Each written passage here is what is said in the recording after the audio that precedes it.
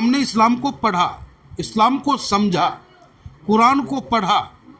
पढ़ने के बाद मेरी आस्था कुरान में जागी और मैंने इस्लाम धर्म को कबूल किया। तुम्हें मोहब्बत करना नहीं आता, तुम नफरती लोग हो, तो क्यों तुम बेटी को बदनाम करने का प्रयास कर रहे हो कि अब बेटी जिहाद करने लगी? ज़बरदस्ती आप उसको वापस करवाइएगा। जो हमें इस्लाम अच्छा लगा, इस्लाम हमने कबूल किया और इस्लाम में मैं रहूँगा, तो मैं समझता हूँ किसी के बाप की ताकत नहीं है कि उसे इस्लाम से फिर सनातन में ले आए। कि ये सरकार मुसलमान नाम देखते इसका बुलडोजर का मुंह खुल जाता है, पुलिस के डंडे में जान आ जाता है, हिंदू संगठन सड़कों पे उतर जाता है। जो आपकी तरह भगवा पहन करके उदंडता करता हो, जो आपकी तरह भगवा पहन करके संविधान को और कानून को हाथ में लेने की बात करता हो, उसके खिलाफ भी कार्रवाई होनी चाहिए। नमस्कार, आप देख रहे हैं लाइव टीवी इंडिया और मैं आपके साथ जुनैद अंसारी, और बातचीत करेंगे आयुष मलिक उर्फ मोहम्मद अली, जो धर्मांतरण हुआ। इन्होंने जो इस्लाम धर्म जो कबूल किया, उसको लेकर अब चर्चाएं तेज है पूरे उत्तर प्रदेश में। लोग अलग अलग बातें की जा रही। कुछ लोग कह रहे हैं कि अब लड़कियां भी लव जिहाद कर रहे हैं। एक महाराज हैं यशवीर महाराज, वो कह रहे हैं कि जो मुस्लिम की लड़कियां हैं वो भी अब लव जिहाद करती हैं संपत्ति के लालच में। राकेश टिकैत का भी इस पर बयान आया और भी लोगों का बयान है। सारा जो ये खेल है, जो भी हुआ है, इसके बारे में हम जानेंगे। हमारे साथ जो हैं MIM पार्टी के नेता हैं पंडित मनमोहन झा गामा, इनसे बातचीत करेंगे। पहले तो स्वागत है आपका। बहुत बहुत धन्यवाद आपका। पहले तो शुरुआत हम इसलिए करते हैं कि जो आयुष मलिक ने जो इस्लाम धर्म कबूल किया है, पहले इसको आप कैसे देखें? देखिए, आस्था अपनी होती है। मैं हिंदू हूँ, सनातनी हूँ, मैं आदिशक्ति का पुजारी हूँ, देवादेव दिदेव महादेव को पूछता हूँ। और लोग होते हैं जो माँ वैष्णो देवी को मानते हैं, कोई हनुमान जी को मानते हैं। श्रद्धा अपनी अपनी हो सकती है। उसी तरीके से आयुष मलिक अगर मोहम्मद अली बना, उसे किसी ने जबरन बनाने का काम नहीं किया।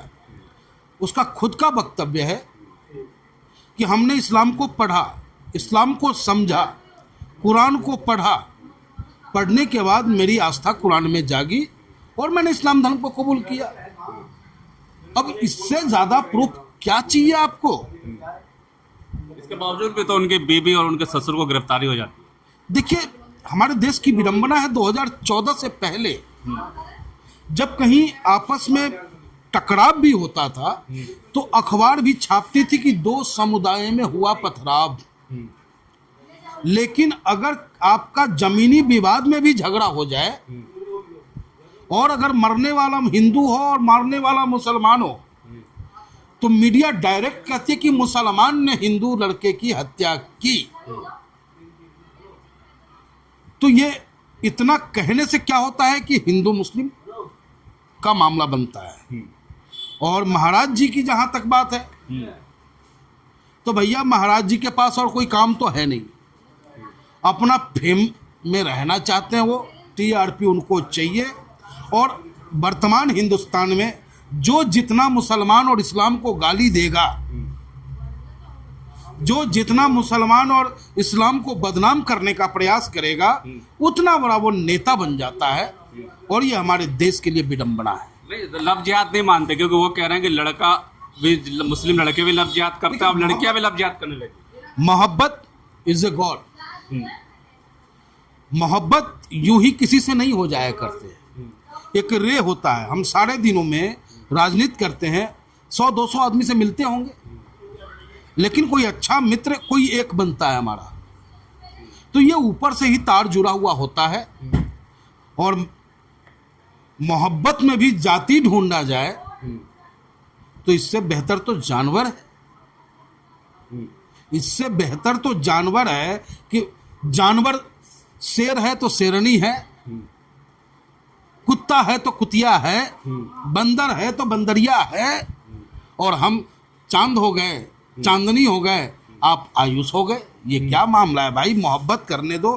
तुम्हें मोहब्बत करना नहीं आता, तुम नफरती लोग हो, तो क्यों तुम बेटी को बदनाम करने का प्रयास कर रहे हो कि अब बेटी जिहाद करने लगी? ऐसा कहीं कुछ नहीं है। बेटी का भी दिल आया होगा, बेटा का भी दिल आया, और दोनों में मोहब्बत हुआ, प्यार हुआ, और आज वो आज़ादी के साथ रहना चाहता है। मोहब्बत का मामला नहीं था, रिश्ता। उन्होंने जब इस्लाम धर्म कबूल करी, बहुत दिन तक उन्होंने रिश्ता ढूंढते रहे, कोई निकाह करने को तैयार नहीं था। बड़े मुश्किल से लड़की मिली, इसने 4 साल पहले, आज की बात नहीं, 4 साल पहले बिल्कुल, बिल्कुल। उन्होंने निकाह किया। तो इसमें जो पीड़ित है, मतलब पीड़ित माला आयुष मलिक, जिसको उनके पिता कर पीड़ित, जब उसका सारा कुछ बयान है तो फिर ये केस बनता क्या है? केस कुछ भी नहीं बनता है। हमें उम्मीद है कि माननीय न्यायालय, क्योंकि आर्टिकल हमारा, संविधान हमारा ये इजाज़त देता है कि आप अपनी स्वेच्छा से किसी भी धर्म को अपना सकते हो।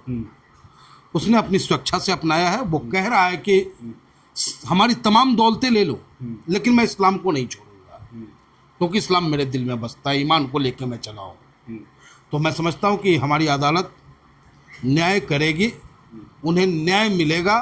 और ये लोग तो अदालत के भी फैसले को अंगूठा दिखाने का कार्य कर रहे हैं, जो कि बार बार कहा जाता है कि जातीय नाम मत डालो, धर्म के नाम पर मत प्रचार प्रसारित करो, लेकिन मीडिया प्रारंभ करती है और मीडिया ही केस को ट्रायल पे ले जाती है, मीडिया ही फैसला कर देती है।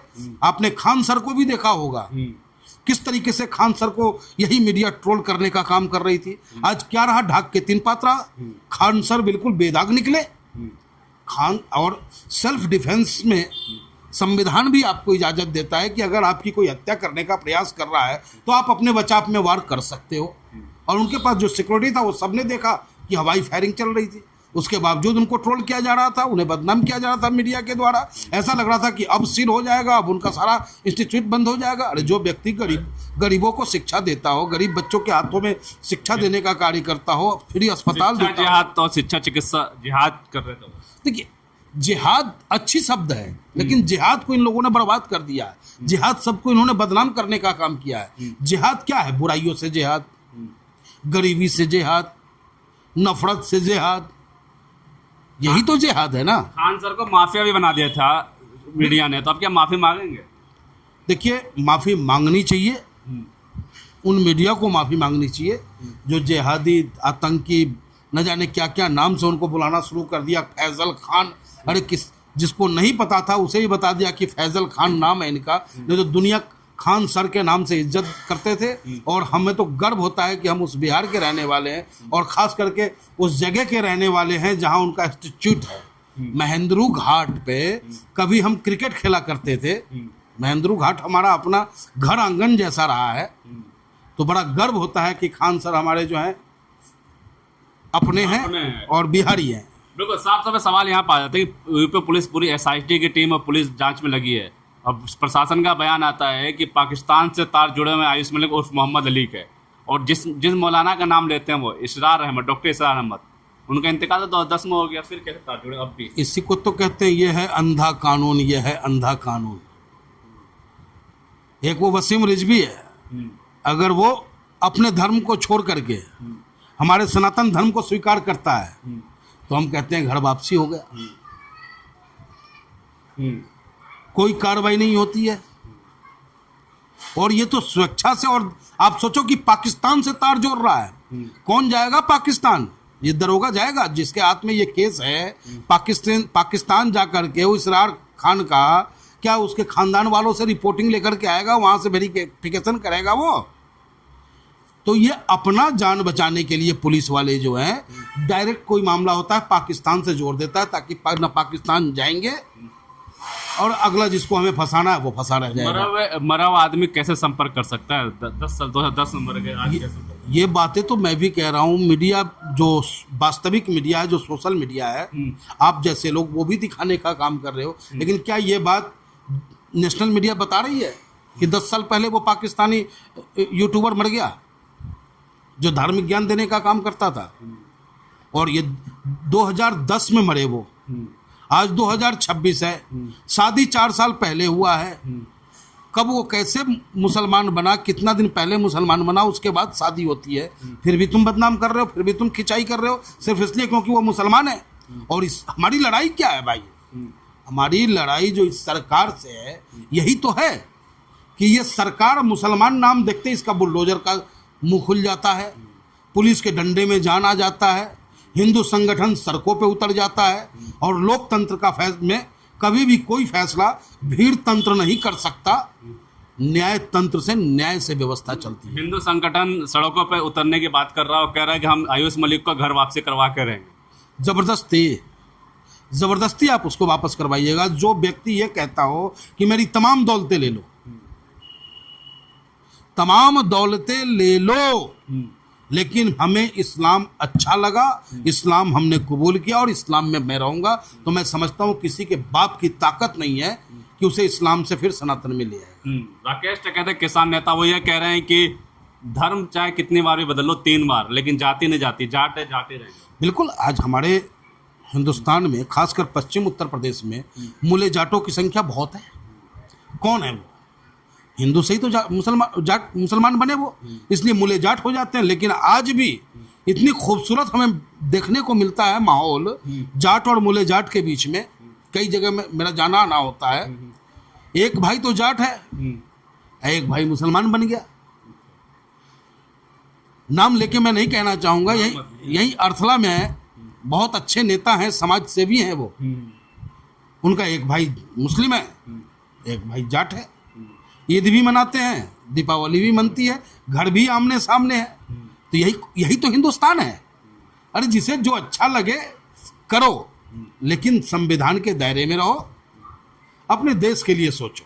राकेश टिकैत कह रहे हैं कि प्रदर्शन से नहीं, बातचीत से मैं वापसी लेके आऊँगा, मेरी बात कराई जाए उसमें।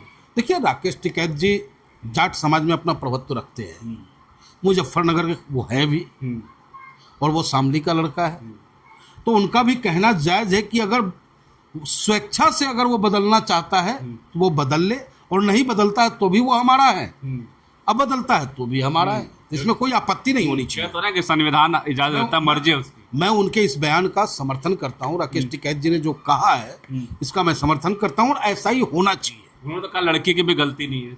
कोई गलती नहीं लड़की की कोई गलती हो ही नहीं सकती है। अच्छा, जांच कौन करेगा? पुलिस? क्योंकि एसबीएन महाराज कह रहे हैं कि अब सनातन धर्म वालों को दे देना चाहिए जांच करने के लिए।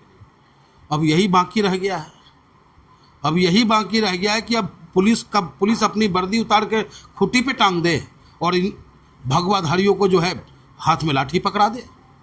ये जांच अब अराजकता का एकदम पराकाष्ठा पार होता हुआ नजर आ रहा है, और इसका रिजल्ट अच्छा नहीं होगा लोकतंत्र के लिए। मैं आपके माध्यम से अपने प्रदेश के मुख्यमंत्री आदरणीय योगी आदित्यनाथ जी से कहना चाहूँगा कि योगी जी, ऐसे लंपटों को आप समझाएं। जैसे आप कहते हैं ना कि गुंडों के लिए हमारे उत्तर प्रदेश में जगह नहीं है, उसी तरीके से लंपटों के लिए भी जगह नहीं होनी चाहिए। जो आपकी तरह भगवा पहन करके उदंडता करता हो, जो आपकी तरह भगवा पहन करके संविधान को और कानून को हाथ में लेने की बात करता हो, उसके खिलाफ भी कार्रवाई होनी चाहिए। साफ तौर पे हमने बातचीत करी आयुष मलिक जो मोहम्मद अली अभी बन चुके हैं, और उनका केस की चर्चा पूरे उत्तर प्रदेश में नहीं, अब ऐसा कई वीडियो ऐसी भी है जो बाहर में विश्व में भी चर्चा हो रही है। लेकिन सवाल ये उठता है कि जो भारत का संविधान है, अगर मैं आज जुनैद अंसारी हूँ और कल मैं मुकुल शर्मा या झा बनता हूँ, तो ये मेरा अधिकार है, मुझे कोई रोक नहीं सकता, ये मेरी मर्जी है। हालांकि आयुष मलिक ने यह भी कह दिया है कि किसी के दबाव में कोई संस्था नहीं है, कोई लोग नहीं है, कोई मस्जिद नहीं है, कोई मदरसा नहीं है जिसके थ्रू मैंने ये धर्म अपनाया है। अपनी स्वेच्छा से यूट्यूब वीडियो के जो जिक्र आ रहा है कि वीडियो देख देख के उन्होंने धर्म अपनाया है। लेकिन सवाल ये उठता है कि अब बहुत सारे बयानबाजी होती है, अब क्या होगा इसमें? कोर्ट में मामला है, जो भी फैसला आएगा आयुष मलिक वहाँ क्या कहते हैं, जो भी होगा हम आपको बताते रहेंगे। और हम या गाँव भाई भी कोई भी धर्म परिवर्तन या से खुश या दुख नहीं है, धर्म परिवर्तन उनकी अपनी इच्छा है, और ना हम समर्थन करते हैं। आप इस बारे में क्या सोचते हैं, मैं जरूर बताएं। तब तक के लिए धन्यवाद।